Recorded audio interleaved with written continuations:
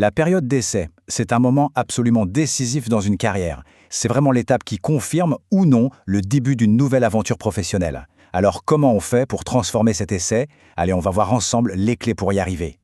Mais avant d'aller plus loin, posons-nous une question toute simple mais fondamentale. C'est quoi, au fond, le moment le plus charnière, celui qui peut vraiment tout changer dans un parcours pro?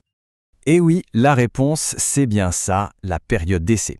Et attention, ce n'est pas juste une formalité, loin de là, c'est le vrai point de départ.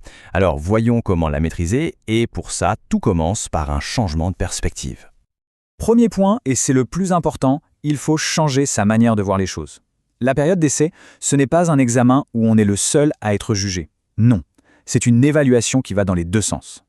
D'un point de vue légal, c'est une phase bien définie où employeur et employé, ils s'observent, ils se testent.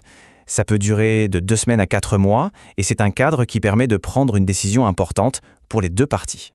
C'est exactement ça, une voie à double sens.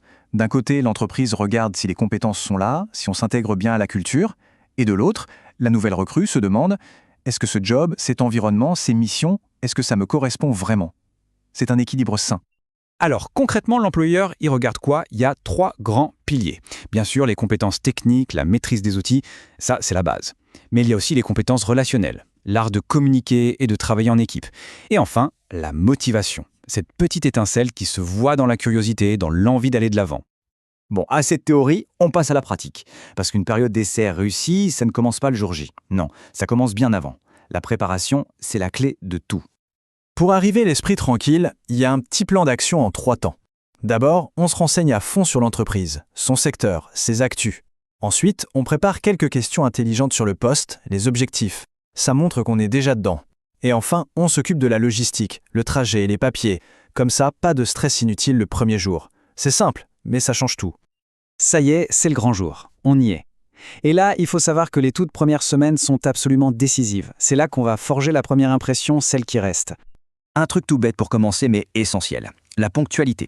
Arriver quelques minutes en avance, ce n'est pas juste une question d'horloge. C'est un message très fort de sérieux et de respect. Et puis, ça permet de commencer la journée calmement, sans courir. Mais encore plus que la ponctualité, ce qui va faire la différence, c'est l'attitude. L'idée, ce n'est pas d'arriver en terrain conquis en voulant tout changer. Non. L'attitude gagnante, c'est l'écoute active. Poser des questions, prendre des notes, chercher à comprendre, c'est comme ça qu'on s'imprègne vite des enjeux de l'entreprise. Et puis, il y a l'intégration dans l'équipe. C'est tout aussi crucial que de comprendre son poste. Il faut aller vers les autres, se présenter, essayer de retenir les prénoms, participer aux moments informels comme la pause café. C'est là qu'on découvre vraiment la culture de la boîte et qu'on crée du lien. On aborde maintenant un pilier, un truc vraiment fondamental pour réussir. Une bonne communication, et tout particulièrement avec son manager, ça peut absolument tout changer. Franchement, cette phrase, elle dit tout. Le succès, ce n'est pas juste une question de travail bien fait dans son coin. C'est aussi la capacité à parler de ce qu'on fait, de ses avancées, de ses blocages. C'est ça qui bâtit la confiance. Alors en pratique, ça veut dire quoi?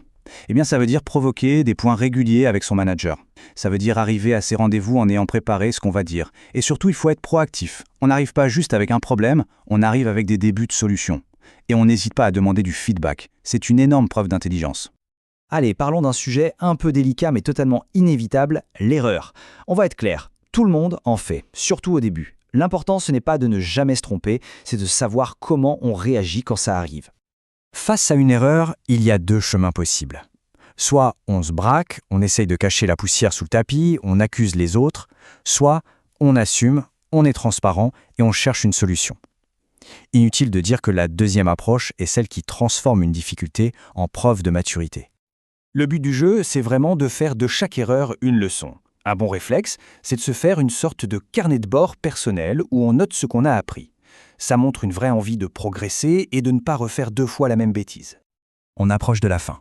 La ligne d'arrivée de la période d'essai est en vue. C'est maintenant qu'il faut préparer le sprint final pour concrétiser tout ça et décrocher le poste pour de bon. Et pour ça, voilà un outil vraiment puissant, le dossier de réussite. L'idée, c'est de lister noir sur blanc ses accomplissements, avec des faits.